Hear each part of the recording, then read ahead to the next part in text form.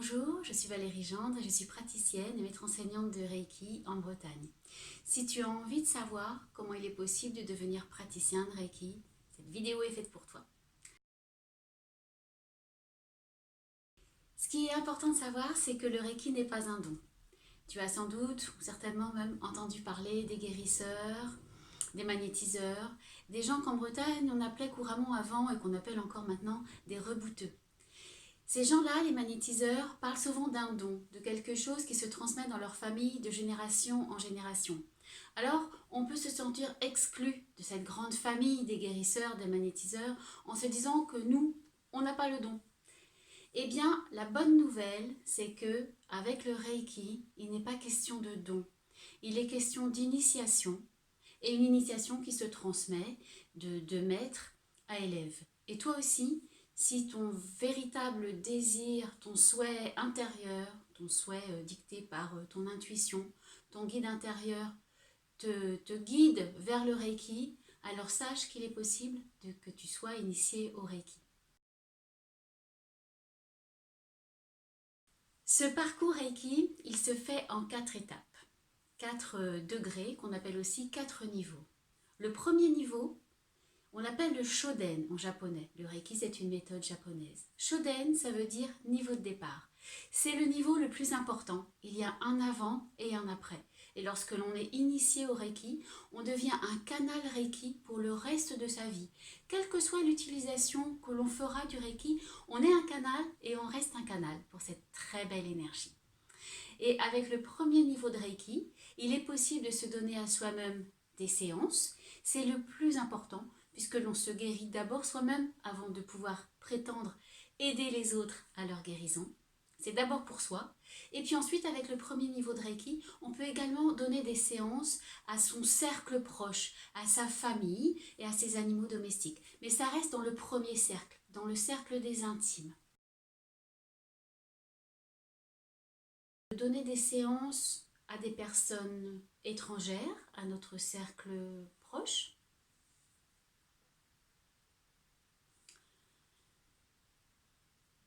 Certaines personnes sont très à l'aise avec le premier niveau de Reiki et souhaitent ne pas forcément poursuivre leur chemin vers les niveaux suivants. C'est tout à fait possible. C'est vraiment la liberté de chacun qui s'exprime là. Le deuxième niveau de Reiki, il va permettre d'avoir une pratique beaucoup plus élargie. Avec le deuxième niveau de Reiki, on peut traiter à distance, géographiquement. On peut traiter à distance aussi dans le temps, c'est-à-dire dans le passé ou dans le futur. On peut traiter les situations. Et avec ce deuxième niveau de Reiki, notre taux vibratoire va considérablement augmenter, ce qui va donner des séances de Reiki beaucoup plus puissantes.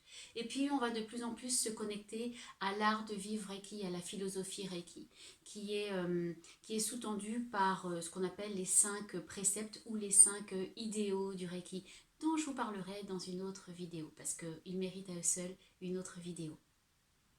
Et puis, après le deuxième niveau, vient naturellement le troisième niveau de Reiki. Ce deuxième niveau de Reiki s'appelle Okuden, l'enseignement intérieur.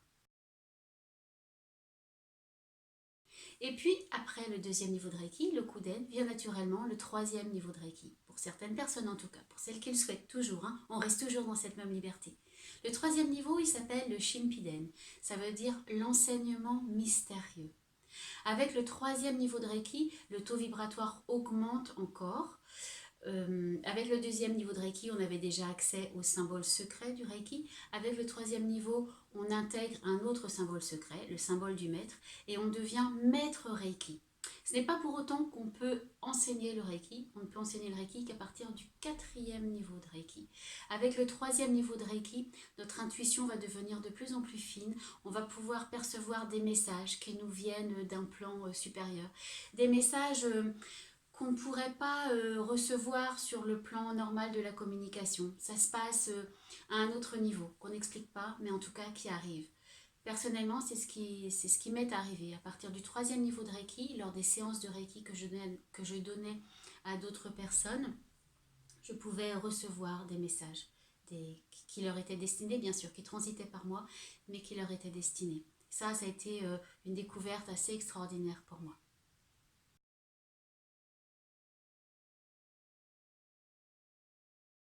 après le troisième niveau de Reiki, vient le quatrième niveau de Reiki.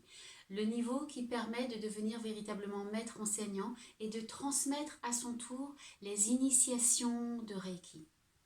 C'est une lourde responsabilité, c'est une tâche magnifique qu'il convient en tout cas d'aborder avec le plus grand respect et la plus grande humilité pour hommage à ce si beau legs que nous a fait Mikao Usui, le fondateur de la méthode Reiki. Avec le quatrième niveau de Reiki, on n'apprend rien de plus véritablement que dans les niveaux précédents.